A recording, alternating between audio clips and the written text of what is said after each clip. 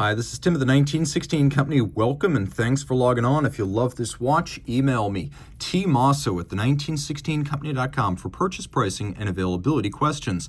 Today, horological royalty, the 2015 GPHG Greubel from Greubel Forsey. This is the Tourbillon 24-second Vision. Now, Greubel at the GPHG is like winning Best Picture at the Oscars of watchmaking, meaning this is a certified paparazzi moment for me. The watch is also one of the most discreet and wearable Greubel Forsey pieces. All of the fat, true, but in a surprisingly svelte package. It's a little bit contradictory. What I mean to say is that this is a very refined watch that shorts you nothing, while perhaps offering a bit more discretion. 43.5 millimeters in diameter. You can see it is 13.9 millimeters conventionally measured, but if you were to take the highest point of the watch and measure it against the lowest point, which is the tourbillon caseback bubble, then it would be 16.2, but for practical purposes, the thickness is 13.9. Then it's 51.4 from lug tip to lug tip with a 22 millimeter spacing between the lugs, and in white gold, it's a fairly weighty watch. The dial is also made of gold, so there's a lot of heft here. The strap is a lovely piece. It's a fascinating choice. Alex crown, small round scale gator on the bottom, large symmetrical rectangular scales on the top, a very expensive strap with a white contrasting stitch. Gator top and bottom is always the best.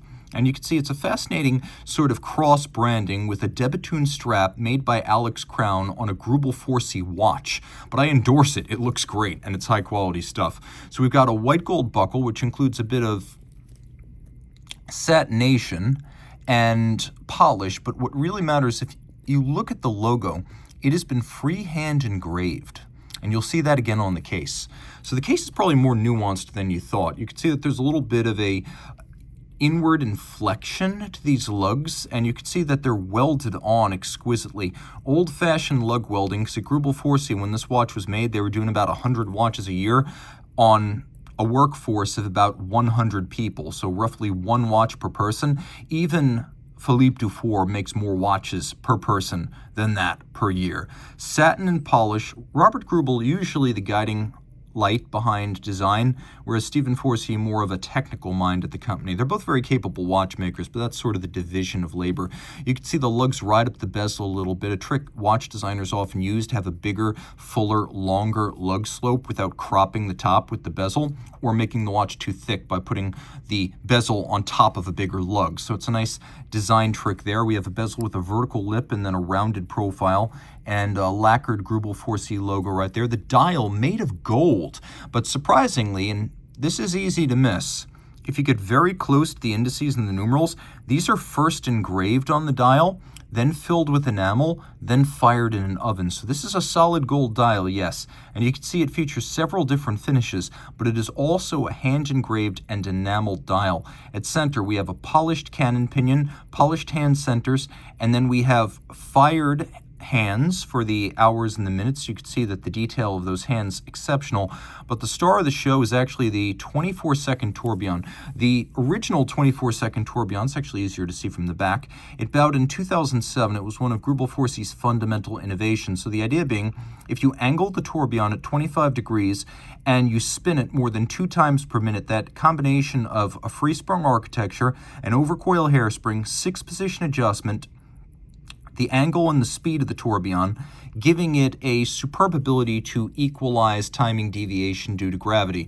And so this is a tourbillon that's designed to be a timekeeping asset in a wristwatch format, which is not always the case with tourbillon regulators. It's also beautiful. We'll get back to the case back in a moment, but you can see that the bridge beautifully mirrored in steel, a combination of beveling, satination, and mirror polish. We have golden chaton cups, a nod to the way that pocket watches would have been made in the heyday of 19th century watchmaking in Greubel Forsey's hometown of La Chaux-de-Fonds. You would put the jewel in a chaton and put the chaton in the watch. Take a look at that wheel that's driving the tourbillon. Now, not easy to see because I can't really control the focus of my camera, but that wheel has been exquisitely beveled internally. So the spokes where they meet the rim have been micro-beveled, and that's just one wheel. The tourbillon cage itself is made of titanium. and it beats away at 21,600 vibrations per hour. 2 barrels, they're known as fast barrels. We have a power reserve indicator with the power reserve scale made of white gold. 72 hours of power reserve via manual wind of these 2 fast barrels. Then we have a bubble with more fine finish, but you get a better sense of the tourbillon from this angle. It's simply easier to see. You do not feel the bubble when the watch is on the wrist, but here you get a better sense of the angled tourbillon and the speed of it, more than twice the speed of a conventional tourbillon regulator. The bridges, by the way, take a look at some of these interior angles. The bridges are thick. They're made of German silver, but since we're in Le Chaux de Fonds, we're going to call it Maillot. And it's a nickel copper zinc, but here it's been palladium coated to give it a blinding silvery shine. We have giant fired blued screws, and then we've also got mirrored bevels that are huge, rounded, and genuinely finished by hand. You can see no shortage of interior angles, but then a wire brush frosting across all the surfaces. So historically, this would have been done with acid, but the way Greubel Forsey does it is they take something very similar to a brush that you would use to clean the cooktop of a grill, and those stiff bristles are then pressed directly against the surface, and over many, many applications, they create this million divot surface that's granular and random and chaotic and scatters the light in beautiful ways. And the reason this was done historically, most types of finishing had a practical purpose. So anglage would be to remove the right angle from the edge of a bridge and any potential burrs from manufacturing, because either one could cause a watchmaker's tool to break off a small piece of the edge of the bridge, and then it would get into the works and damage the watch. So anglage was created to remove all of those rough parts. And then Cote de Genève, or frosting, was often used to remove any evidence of the manufacturing process for a more refined watch. You can see this little gold plate with polish and media blast, as well as polished screws. Yes, we have those too. This is number 15 of 22. And I mentioned engraving when we looked at the pin buckle. Well, you can see on the case back, we do have some freehand engraving. And so here you can see Edition Unique, and the numbering, that's all done by hand, freehand, without a lathe of any kind. And a gigantic movement of enormous size.